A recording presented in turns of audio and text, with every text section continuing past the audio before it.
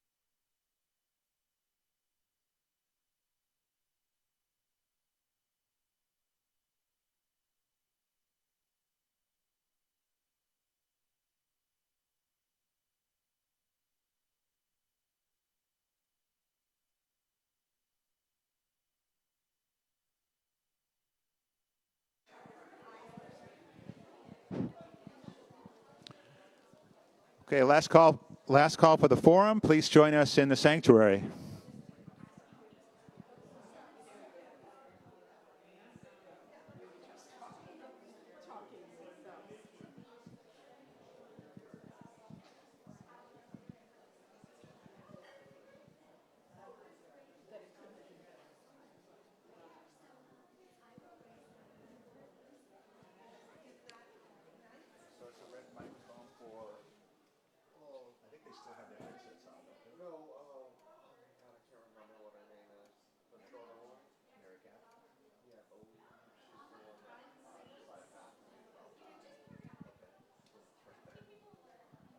She's going to grab the mic.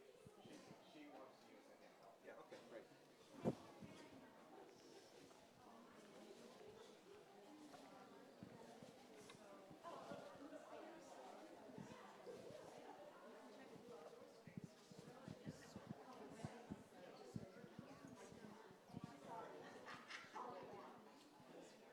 I did ask some people to move closer. Yeah. I was telling you, Dolly,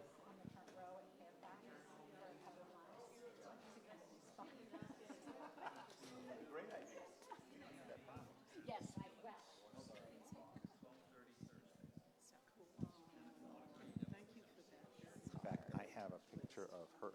Her name was Flo Beckler, and Flo is a dynamo. I have a picture of her in the front row and the left of the center aisle in the domes from the 80s. Yeah. Wow. So that was her seat, and people are sort of stay away from. I don't know. Marion was right next to her this morning, but yeah, but. I don't have to stand back here, do I? No, you can move around. Is Laura going to come in? Yes, she's signing people up, so I don't want to bother her right now. She'll join me when she can. Okay, welcome everybody, and thank you for joining us for the forum today. And grateful to have with us Mary Katherine Morn, who is the President and Lead Executive Officer of the Unitarian Universalist Service Committee. Laura Randall, the Director of their, from my brain, congregational relations, working with congregations and their outreach. And also, as we talked about in the service, the CAPAS program and their aid for helping people move as they need to be safe in their lives. So they're going to give a short presentation and then take questions, as usual, for our forum. So, Mary Katherine, welcome, thank you, and Tony. thank you very much. Thank you so much. Thanks for staying. We thought maybe the rain was helping. Keep people decide to stay a minute. Daniel, would it still work if these lights weren't that bright? Because I really like being down here. I appreciate that. And appreciate all of Daniel's tech help. Wow. And I look forward to Laura joining me. I've used a lot of my daily allotment of words, and so I'll be grateful to have Laura's help. We have a standard presentation. Daniel, if you wouldn't mind getting that started with the next slide even, that we use to introduce UUSC. So we'll go through this, but we've covered some of it already. Tony was so helpful in introducing us and our work. Some of you may know a little bit about our history. We were founded in 1939. What happened in 1939 is that Czechoslovakia, signed, had tried to avoid signing the Munich Agreement with the Nazis, but that finally happened in 1939. Might have been I think it was 1939. It was 38. Thank you very much. I will be counting on you all morning. And so, why did the Unitarians end up in the middle of things in Prague? Does anybody have any idea? Yes, what was it? There was actually a preacher in Prague. That's a huge Unitarian church in the center of Prague. The minister's name was Norbert Čapek. You may have heard his name if you've been part of a flower communion service. Because that originated in that Prague congregation.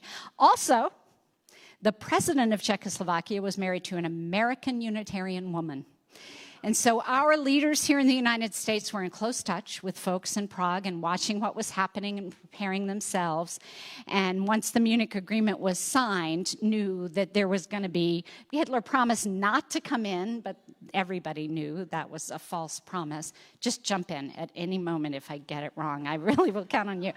So, Waitstill Sharp was the minister of the Wellesley Hills Unitarian Church in Massachusetts, and he and his wife Martha at the top said yes when the American Unitarian Association called and said we need somebody to carry some resources and help organize people getting to safety from Prague. We know what's about to unfold, and so they traveled there, were there less than a year. Norbert left first, and then Martha left literally, in the middle of the night after their offices had been ransacked.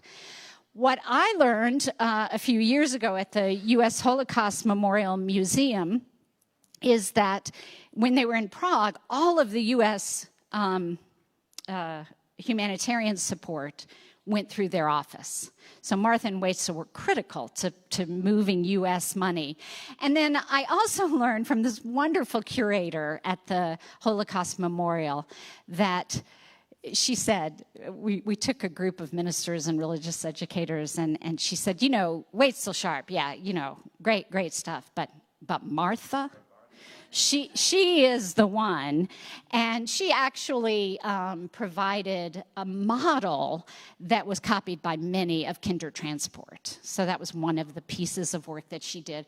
Really incredible connections, networking, working with the communities on the ground to respond. That was almost 85 years ago, and ever since, our work really has always connected in some way with the challenge of displacement that people face, whether because of violence or economic challenges. Now, climate, forced displacement. And what we find is we organize our work in these buckets. Would you go forward until I tell you not to, Daniel? Oh, right there. Great. I wasn't sure where the slide was. So this is kind of how we organize our work: the climate justice, migration justice, and crisis response. And it's really not working, because how can you parse these three issues that communities around the world face? We've been talking for a decade or so, in kind of the public discourse about intersectionality, right? I know we might roll our eyes sometimes, but intersectionality. Well, this is what's happening. That people are already at a disadvantage in their world because of identity.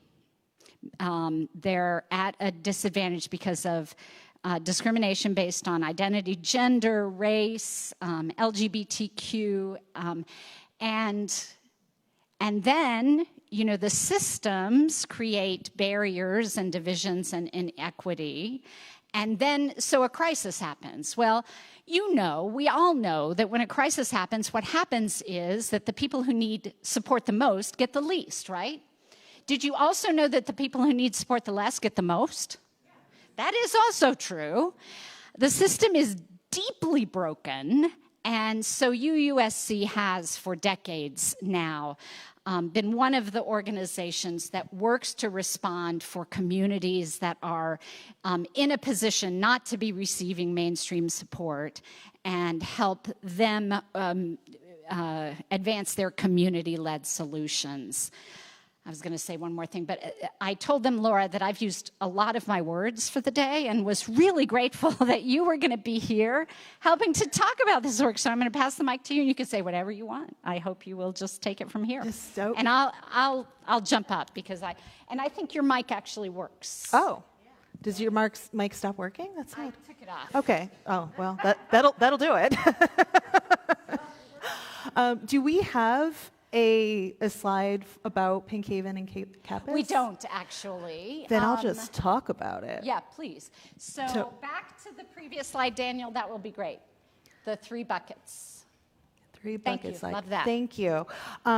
So as was mentioned a bit earlier in the service, part of what my team is doing with congregational engagement is that we are working on the Congregational Accompaniment Project for Asylum Seekers, or CAPAS, because we love an acronym more than just about anything.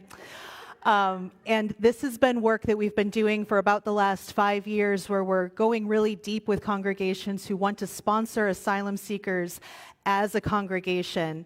That is something that happens best in community, because so much needs to happen when someone is seeking asylum. They come to the United States, they have basically nothing, because whatever they did have was used to get to the border generally. And when they come here, they can claim asylum, but they are not allowed to apply for a work permit for 6 months. So that means that for 6 months, they have absolutely no means of supporting themselves. And I don't know about you all, I certainly cannot live 6 months without work, without any income. So really, community support is how it's possible. When folks come to the United States seeking asylum, the first thing they come, they say, hey, I need help. I am in a dangerous situation. Perhaps the government is persecuting me. I might be the victim of gang violence. I fear for my life. I needed to flee. And we say, great, you're here to help. We're going to put you in prison. And so we put you in immigration detention, And then we expect you to somehow be able to gather the materials necessary to fight your asylum case in asylum court. Very hard to do when you're behind bars. So being able to free people from immigration detention so they can be in the community with the help of lawyers and doing all the things you need to do to build a case makes an enormous difference. So we've been working with about 40 to 50 congregations at some aspect of the CAPAS work. We have people doing full sponsorship of individuals or families. We have congregations that have stepped in a more time-limited way to do family reunification work for we all heard about the terrible child separation that was happening. It's taken years sometimes for these parents to be reunited with their children and to be able to come back into the country. We're often helping with those reunifications. Sometimes it's solidarity sponsorships that we need. So that's when we need a U.S. citizen to sign the sponsorship papers, but they have community support. They have family to live with here. They have everything they need in community. Their community just doesn't have the requisite status to be that sponsor themselves, so we need U.S. citizens to do that solidarity sponsorship. It's a pretty light lift. I've done it myself. I can talk more about it if anyone's interested. So we've been doing this work for the last 5 years at UUSC, supporting these congregations. We have monthly calls with the groups that are doing it, so they come in and they get to learn from each other, which we think is the best way to learn. And about a year ago, some trans organizers approached us because they heard about the CAPAS program, and they said, hey, we see that UU congregations are doing really incredible work helping asylum seekers. We have a different kind of person seeking asylum in the United States right now. And those are trans folks who need to flee unsafe states such as Florida because it's becoming impossible to live here. And these folks have no resources to relocate, but they desperately need to. Trans folks in certain states meet the UN definition of internally displaced persons right now because of the assault on their personhood by these legal means. So we said, of course, we know UU congregations would love to be a part of this work. So we have been working with these trans organizers and their communities of mutual aid networks around the country. We're also partnering with the UUA, who's focusing mostly on the runway states. Those are the states people need to leave, so the runway's out, where we need safe houses where people can stay the night, or maybe a week or two as they get things together, a safe place to park their moving van or their car, all of these things to be considered as they leave these unsafe areas. We give them safe routes through all the states they might need to drive through. And then UUSC is focusing on the landing states. These are the communities that folks are coming into. So these are safer states. A lot of folks right now want to relocate to Illinois, Minnesota, Colorado, mostly because of the safer states. These are the cheapest states to relocate to. So this is very much a work in progress. We like to say that we are building the plane as we fly it, but we are doing this with deep trust. UUSC is kind of standing at the fore of this work and speaking about it publicly because it is unsafe for our trans beloveds who are doing the work to do so. So we aren't sharing the name of the organizations they're a part of because they are already getting death threats and that sort of thing. So we have the privilege as an institution who does not fear that sort of backlash to be able to stand out in front and say, we are doing this. And we know that UUs want to come and be a part of it as well. So that is called the Pink Haven Coalition that we're a part of. Yeah. See if there are any questions? Yes, questions about. Yeah.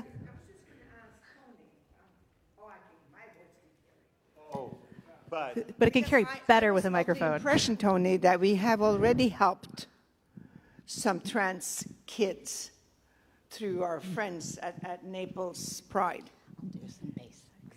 Or is that unofficial? We've done we've been able to help some folks that Naples Pride brings to us to help them find a home, so we've done that. And just that resting place that where they can feel safe. So we've done some of this at a very sort of early, simple level, yes.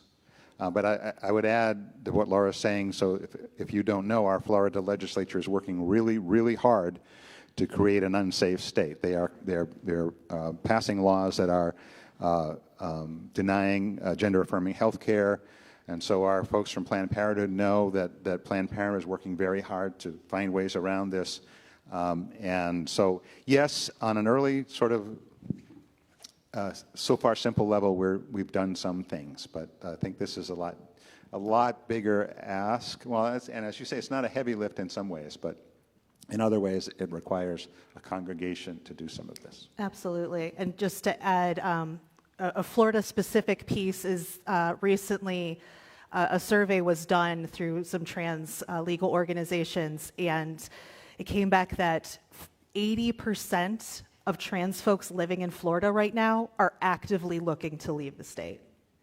80%. Just a quick word, something I learned related. Laura and I were at a session talking about this with some folks, and we learned from someone who had done some work on fascism and the history, how fascism works. And I was amazed to learn that the percentage of the population in Germany in the 30s who were Jewish is the same percentage of the people in the US who are trans, that there's a reason that a group of people are targeted, that it has to be a big enough group, but not too big a group for people who are working to expand their control and power to be able to advance that. It's really a deeply frightening time. And Neumiller, is that his name? They came for the Jews, but I wasn't a Jew. His words resound because that's how fascism works. Really, I don't know what the percentage was. He did say, do you remember? It was something like 6%. Yeah. A low percent, under 10. So I just wanted to do a little UUSC 101 because I realized there are a number of things we haven't said. One of them, I think Tony did mention this, is that UUSC is completely independent of the UUA, has always been an independent organization. That makes a lot of things possible. It helps us be more agile, and it makes a lot of things more challenging because when Laura and you will not hear about us necessarily, if Tony doesn't offer a wonderful, warm invitation for us to travel and share this news. So we really appreciate your being here, you're spreading the word, because our budget is funded almost entirely by Unitarian Universalists and by UU congregations, and we really appreciate your support. And then I wanted to talk kind of about the structure, the partnership model that's the heart of our work. And to say that one of the reasons it's so critical that our institutions are independent, though we work collaboratively together on many things, is because our missions are different. The Unitarian Universalist Association is deeply committed to supporting congregations and Unitarian Universalism and the growth of Unitarian Universalism. That's the heart of their mission. I think you probably already know that the heart of UUSC's mission is advancing human rights in partnerships with communities that are impacted by injustice. And so the center of our work is not Unitarian Universalism, though we're guided by our values. That's not the center of our work. The center of our work are these partners who are people impacted in our across the globe. I was going to say one more thing about that, but let me move on to so the partnership model is how we try to do the work in a way that's aligned with our values. Tony said this: we live with great resources around us. Some of us have access to those resources, but we live in a world with great resources. We know a lot. We're really smart. And the way that we have as a nation, and even faith communities historically, have engaged with the world and the challenges that the globe faces is by, being smart and showing up with our smarts. and responding to other people's needs without a number of things. One is an analysis of how the people impacted became impacted and how our own privilege and wealth, may I be blunt, that our wealth was built on stolen land and stolen labor. We are here with the resources we have because of stolen land and stolen labor.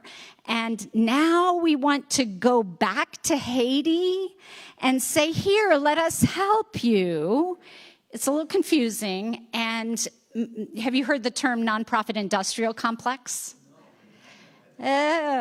So, there's a lot of criticism, rightly earned, of the big nonprofit world in the West and in the United States in particular, and faith-based nonprofits, that essentially what we are doing is perpetuating ourselves, providing charity, which does not create systemic change, but rather perpetuates the conditions that people live in. So UUSC is deeply committed not to not doing direct service, because when a hurricane hits, when an earthquake happens in Haiti, people need food, people need shelter. But our partners are all organizations who are also working for systemic change. So that's the key to our theory of change, is that communities on the ground know what's needed for change to be created, community-led solutions, and we want to be a part of shifting power and resources, because that's how change happens. And that's our global reality, is that power and resources are dramatically unequally distributed, and we are so grateful at UUSC to be in relationship with UUs who want to be part of shifting power and resources, and then to be in relationship with creative, courageous, you know them now, with Inessa and Vishal and Solomon and Nastya and many, many others who are leading community change. So what I've been trying to get to all this time, and now I'm going to get to, is the way our partnership model works. So we are a funder, but we're not a foundation. We don't build up a big bank and then take interest and give it away. That's not what we're about. We move a lot of money through grants, and that is a fundamental part of most of our partnerships. But our partnerships also bring other tools to support the work of our partners. So funding is one. Research and communications is a really important piece, but we do research that our team calls participatory action research. And what this means is that we're not saying, oh, well, we need to understand in Haiti this, that, and the other thing. No, what we say is to our partners, what is it? What is the data that you need in order to advance your goals? I'll give you a brief example. Burma, also known as Myanmar. Our partners use Burma, not recognizing the illegitimate government, particularly now. And we had been working primarily with the Rohingya Muslim minority in Burma. But our work has shifted now since the military junta in 2021. I got to diverge a little and tell you I do that. There's not a straight line from here to there.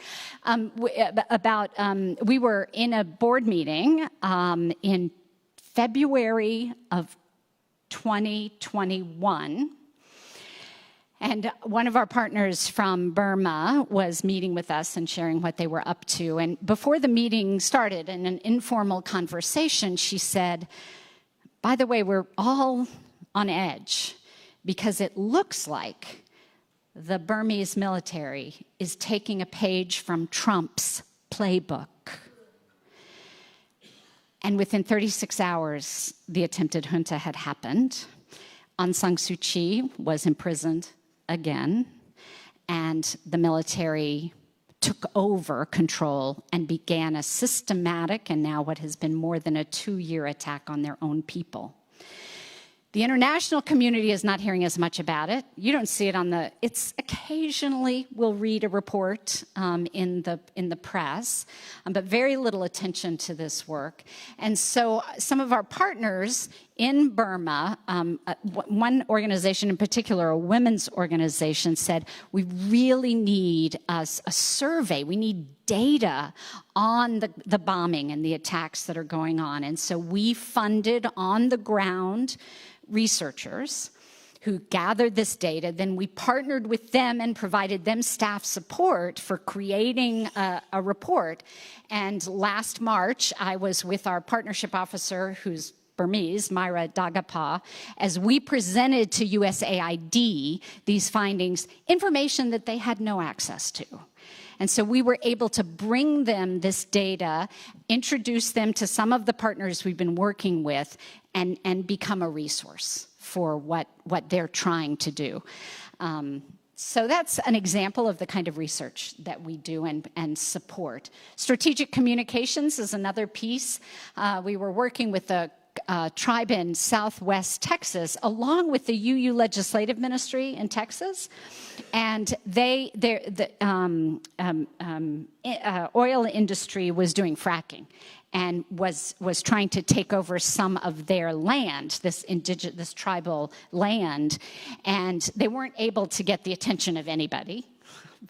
And kept trying to get media attention in particular. So one of the ways we provide strategic communication support is we took their op-ed, made connections with people that we had connections with, and got something published in the New York Times. We also recently, a lot of our Haiti work right now is supporting press and media coverage, because the narrative about Haiti is so upside down, and it's so, what you'll hear is it's hopeless, right? Well, that's helpful. That's helping, right? And so we're working with Haitian diaspora communities who are part of the democracy movement there.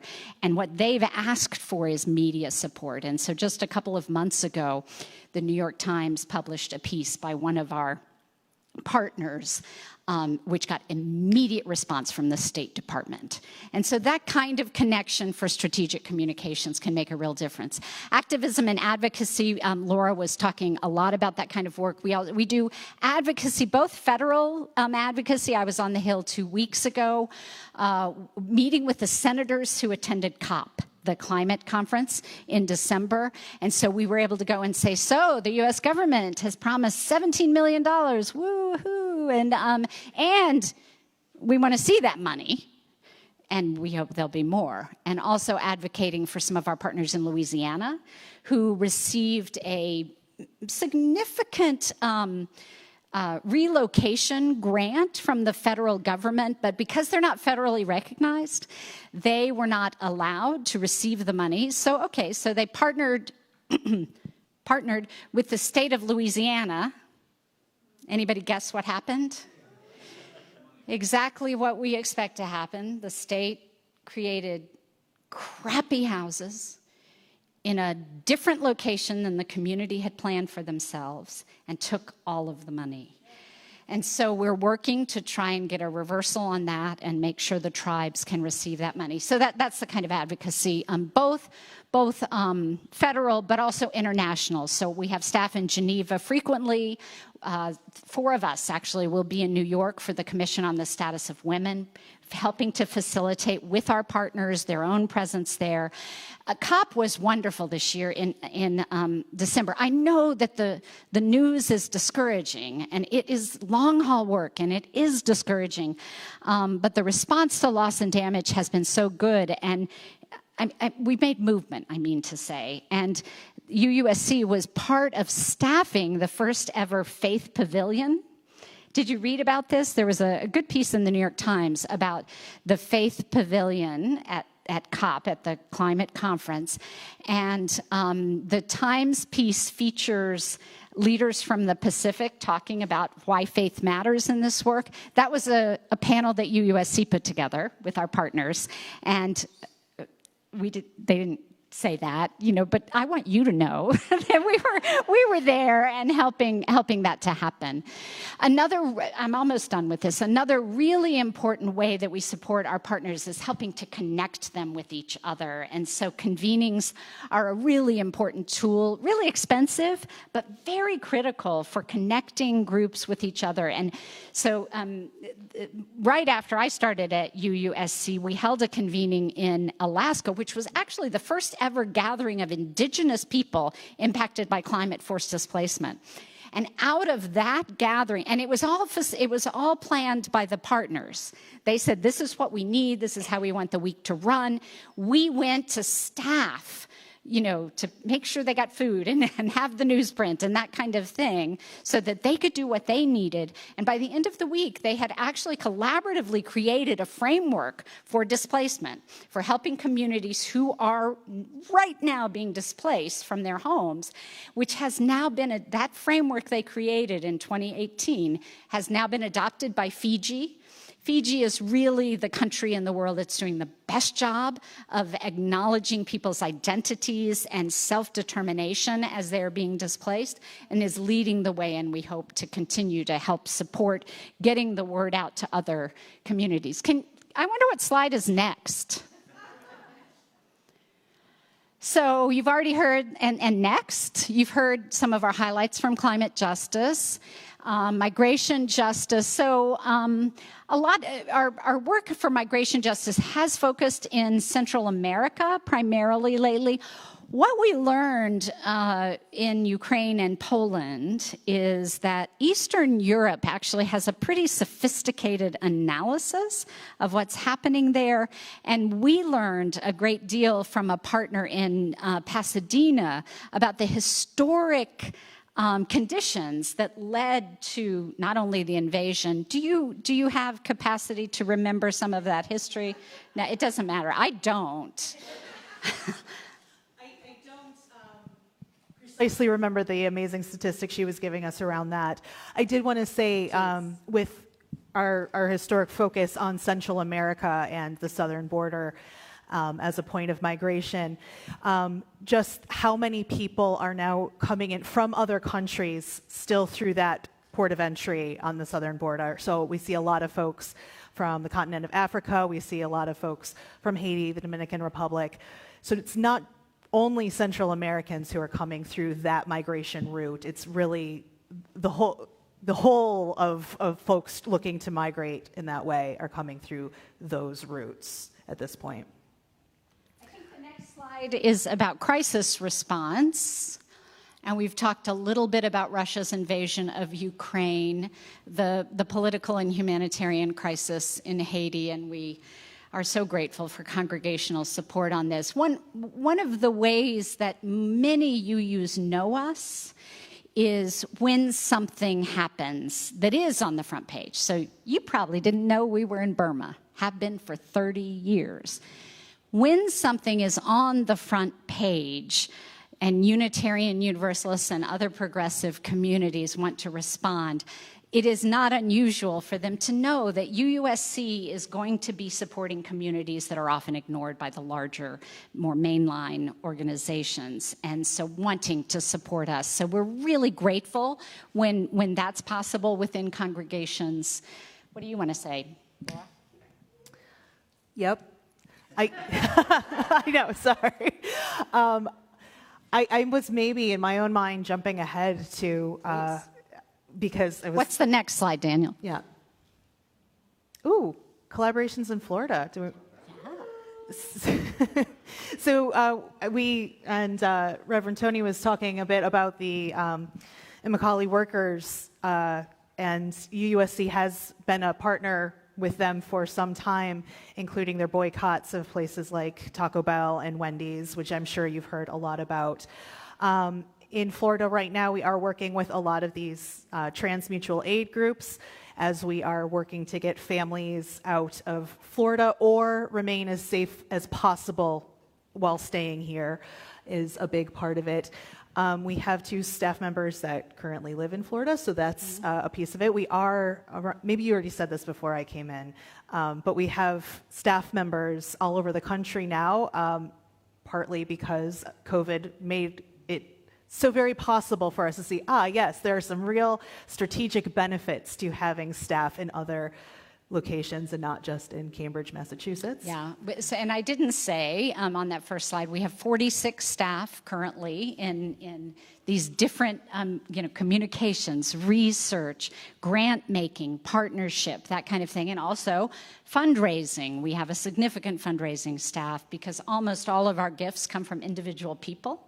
We don't have a lot of foundation funding. We're working on developing that. If you know organizations that provide that kind of institutional funding, we're looking to expand that base of support.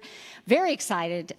Just learned a couple of months ago that from the Loss and Damage Fund, Scotland has been a leader in funding loss and damage globally. And UUSC just received word that we will be receiving $1 million of that funding to help our partners in the Pacific. So we're really honored to be, they know that we have deep connections there and relationships of long standing. They know that we approach our partners in the way we do, and so we're really excited and honored to be able to be doing that work. The last picture, I did want to highlight, the top right picture is from a project that came in, I'm sorry, I don't have the hurricanes, in my head, but a hurricane that happened in 2019, I think, or it might have been, was it Irma? Well, so this was maybe Irma, maybe it was, and youth. We worked with the what's the Florida UU Ministry, Justice Ministry organization, Florida UU Justice.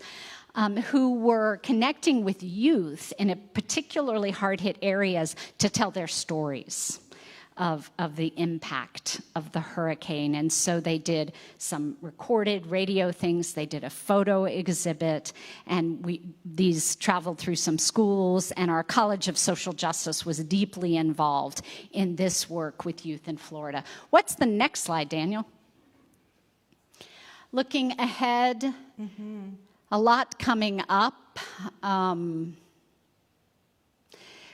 I hope that we'll be able to get a lot of attendance at an event. We don't have a date yet, but one of our staff just was in the Marshall Islands. Was that poem amazing? Wasn't that just beautiful?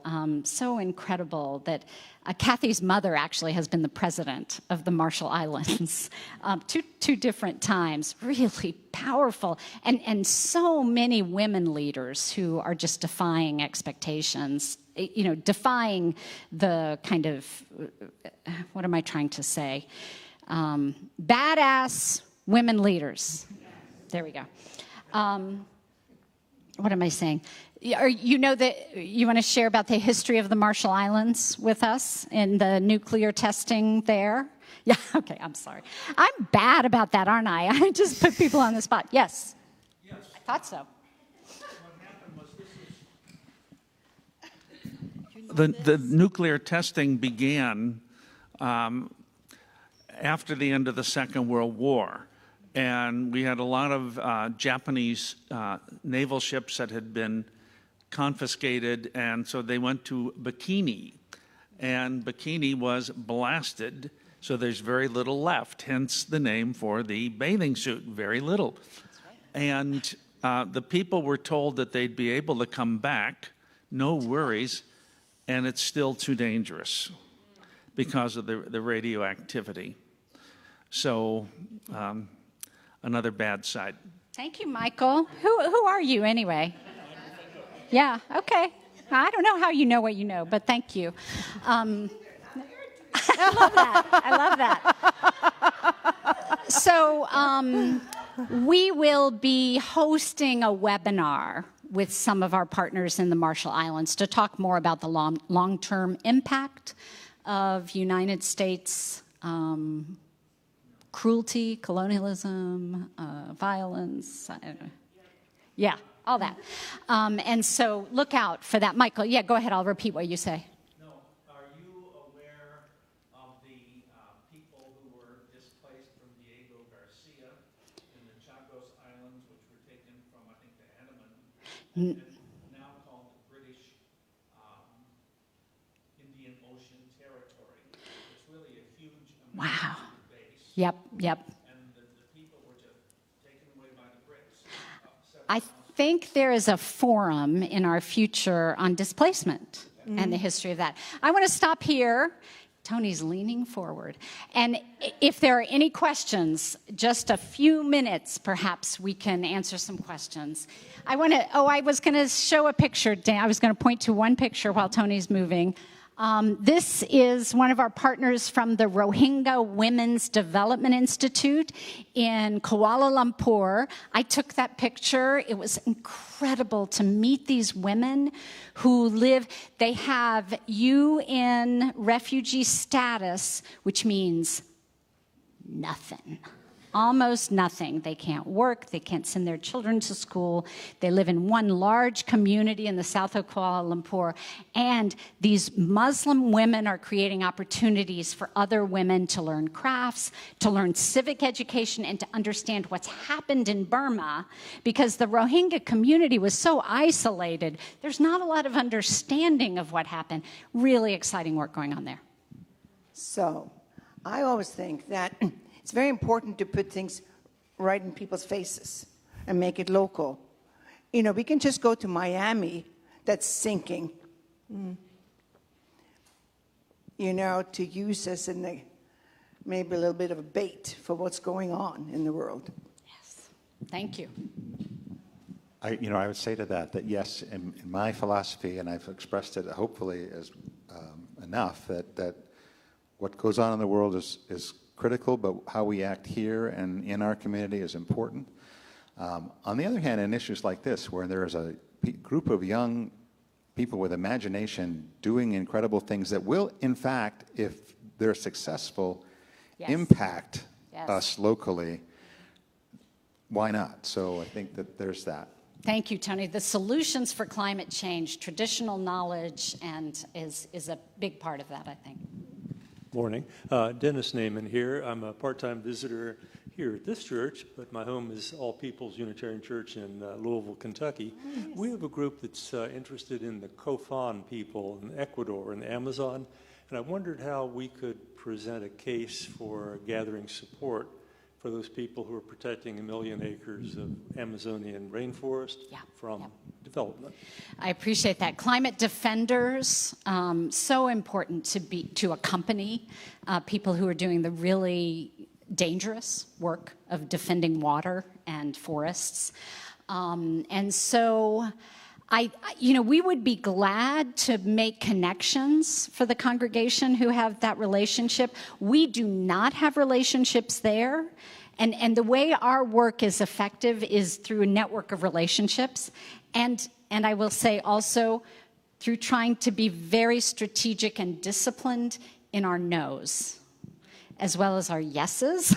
So more places we are not present, many, many more places than we are present. That's real. But we do have networks of climate defenders, and if the congregation is interested in learning about that and kind of some of the things they're doing, we would be glad to talk with folks from a congregation about that. I'd be interested in knowing if there's a Equatorial Rainforest Association. I would also be interested in knowing that. And the reason why I ask that is because there should be. And one of the issues that I've always had, and for many, many years have tried to do, is to explain to people who have the concept that real estate law, that is, land must be put to its highest and best use, that the highest and best use of the equatorial rainforests is to remain equatorial rainforests. And there is an economic determinant in that which has to be constructed. I have a lot of ideas on that, but I have no idea where to put it. Yeah, and I would guess that there are many forest defenders involved in that work who also have really smart ideas about that. And I appreciate your lifting that up. I'm not as familiar with that work. Laura, Phyllis Andrews, who spoke during Joys and Sorrows today about Haiti, is very involved, as she said, with the local Haitian community. And came to me this week asking about how the congregation might sponsor a specific young man in Haiti who wants to leave. And as you clearly described the situation there, without really any active government, with the gangs basically in control, there's such a desire for Haitians to leave and perhaps to come here. How does the network work? How do people sort of get informed about who's traveling? Does that come up through the congregations? Does it come from immigration? How does it come? It comes in all sorts of ways. And again, this is where our networks of relationship come into play. In this particular case, if you'd like to learn more about what we know of the process and how you might help sponsor this person, we'd be happy to talk to you about it. And I could put you in touch with Jessica Sapaglio, who is our CAPUS coordinator. She's doing amazing work with congregations, and we are happy to connect with congregations on any way that they want to support folks, be they asylum seekers, be they folks with refugee status. Navigate the systems as best you can, and also do that in community so that you know you're not alone in doing this work. Right. It's interesting. We have in the congregation, we have a woman who's been sponsoring a Ukrainian family, or trying to do that, and it's done, put out a lot of her own resources to try and get the family here. The woman was here with her child, and then went back, and then now they're in Spain. The husband passed away, unfortunately, but that's a long story. Dean mentioned his sponsoring a Vietnamese individual. I think there's some histories, there's some actual experience in the congregation that if we pooled ourselves together, we might be able to figure out how we might be more active along these lines. Fantastic. Other questions? You've heard a number of ideas here, rainforest, the people in Ecuador, and there's only so many Unitarian Universalist congregations, and there's lots and lots and lots of need. So, for example, do you ever encourage one state to get together and take on a project rather than say, hey, you do Ecuador, you do the rainforest, you do the Rohingya, Sarasota, Tampa, and so on? So I think that's what CAPUS is, right, in a sense. In a sense, yes. And also we help, and our UU College of Social Justice has some fantastic workshops for congregations to help discern where's the congregational energy. And we have one called Saying Yes and Saying No, because we know that as we care about so many things, obviously, but our efforts can be, a mile wide and an inch deep. And what does it mean to go really deep on an issue to make real change on these issues? So we help congregations with that kind of discernment as well as the state action networks, which were mentioned just a little bit ago as well. We work very closely with them and lift up what they're doing as well, because there are certain things that can only happen in states. And we often reach out to UUs in particular states around advocacy asks when it's your senators or your elected representatives that could really make a difference, especially on a federal level. And one of the things we really hope we help to model is the partnership model of doing justice work. Being in true relationships of trust with communities impacted, so that we can accompany and move alongside organizations that are creating their own change. And I really believe that's an important gift in Unitarian Universalism.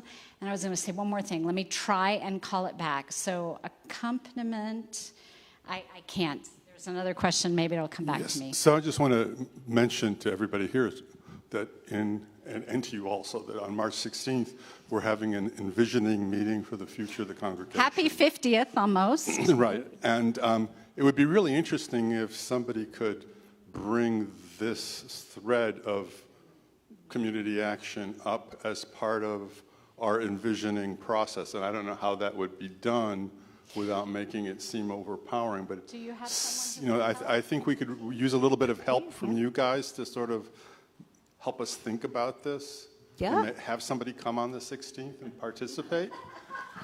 Could we zoom in? Yeah. Come on back to Florida, right? Yeah. So I think that's a great thing. Jack and I sort of spoke briefly about this idea that it's as individuals in a congregation that is where the median age is in the mid-70s, and we've in many cases in our lives elsewhere have been active, and we've been there, we've done that. Here we are retired. We're looking for other people to pick up the load, but we can't. We can't wait. We can't let other people do it. We have to do it. But there's a model here. We would be supporting, maybe in our own work, and maybe that's what Jack is talking about, the efforts of our partners. And who are those people? And we have them. And so sort of bringing that forward, amplifying it for the congregation as we try to do. But yeah, I think there's something there, Jack, that we might be able to do. And I want to be clear that at UUSC, we're not here to say, let us tell you what your justice needs to be, right? And for me, as I was leading congregations for almost 30 years, I believe that the heart of your ministry here is here. That this congregation is leading in many ways, and you have a wonderful ordained leader in that. What we hope to be is just a piece of what you are, of the ways you are living your values in the world through our network of global partners. And I hope you feel like Aneza Grace is a partner, that you can watch the work that the International Loss and Damage Youth Coalition is doing, that you can read the updates from Burma and what the military is doing there, and know that we have community relationships there with people who are resisting what's happening. So UUSC, we know that we're not the heart of the work you're doing, but we want to be a partner with you, and we can't all be in those relationships, but we can facilitate that through UUSC. So I hope that's feels like a part of what you're doing. Hi. I'm not sure how to correlate this concern, but for climate action, the Lake Okeechobee is going to be spilling a lot of water into the two rivers and the reserve. And the Army Corps of Engineers has looked into this. My concern is people who live along those lakes were severely impacted about 3 years ago by the algae that built up in the summertime. And so I didn't know if there was any climate action on smaller projects like this. See, that's perfect, right, Tony? That's the kind of thing that many congregations are engaged with. UUSC would not be engaged in that necessarily, but as a congregation, and then connecting that work with work that's happening on the coast of Louisiana, where indigenous people have no rights and are not being supported in any way and are losing their land, in Alaska. Lots of work, I'm sure, happening more locally. Yeah, UU Justice Florida was, is more of a communications tool, pumping out information about where people can connect and how they can connect and how they can advocate for certain situations. So there's a UU Climate Justice branch here. So from the UU point of view, I think there's ways to connect, but also locally, either here in Collier County or with other congregations up the coast, as the Caloosahatchee, one of those main rivers, which is just north of us. The whole water flow, we're all impacted by it. So yes, and Personally, I couldn't tell you right away where to jump in. The water keepers are an important organization locally. So I think we can, and Joe's got a group that are meeting now to talk about climate justice. Our Green Sanctuary Committee is not as vibrant right now, but doesn't mean we couldn't start it up again. So Brad Cornell works for the Audubon, and they're doing incredible work. So yeah, Joe.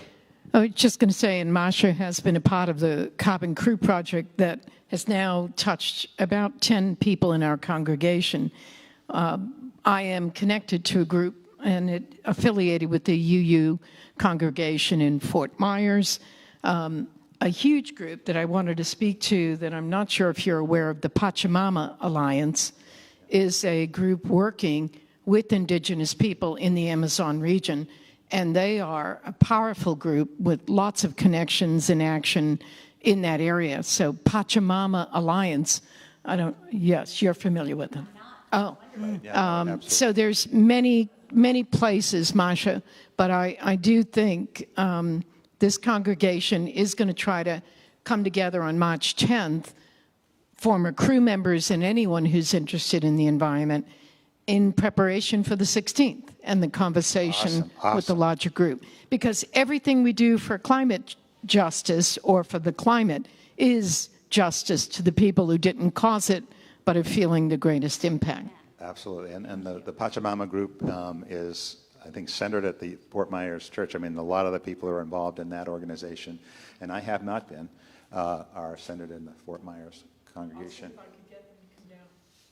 So y'all are so great. Thank you so much for the engagement. So not only if you're interested in sort of getting these updates and understanding what these incredible people are doing around the globe, then please, Laura has some envelopes. You can fill out the information there. I mean, the UUSC is always looking for sort of longer-term, larger donors. If you know of anybody, if you know yourself, might want to jump in at a sort of larger level than a congregational collection, then you're certainly we really appreciate it. We have to do that. Folks who give monthly. That means a lot to us because we know we can count on that support. If your gift is $150 or more, it's actually matched. Mm-hmm. So we get double the impact by the congregation in Shelter Rock. So we really appreciate that kind of support. We have an amazing group of over 300 individuals and families who contribute $5,000 a year and more. And that's called our stewardship circle. And they also, just that steadfast, steady support that we know we can count on and helps us.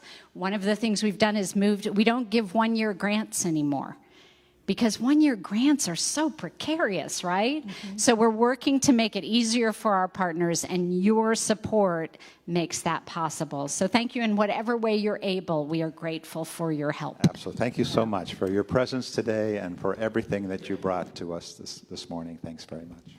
Thank you, Tony. So if you're interested in